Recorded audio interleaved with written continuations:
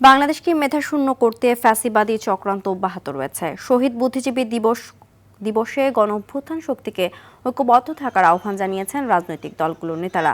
কোনো ষড়যন্ত্র নির্বাচনকে বাধাগ্রস্ত করতে পারবে না। নতুন বাংলাদেশ গড়ার যে অগ্রযাত্রা শুরু হয়েছে, নির্বাচনের মধ্য দিয়ে গণতান্ত্রিক অগ্রযাত্রা অব্যাহত থাকবে বলে মন্তব্য করেছেন বিএনপি মহাসচিব মির্জা ফখরুল ইসলাম আলমগীর।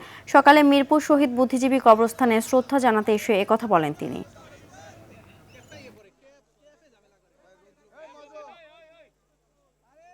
আমরা যে কোনো মূল্যেই বাংলাদেশের স্বাধীনতা সার্বভৌমত্বকে অক্ষুণ্ণ রাখবো, গণতান্ত্রিক অগ্রযাত্রাকে অক্ষুণ্ণ রাখবো, সমস্ত চক্রান্তকে ব্যর্থ করে দিয়ে বাংলাদেশকে নতুনভাবে আমরা গড়ে তুলব ইনশাআল্লাহ।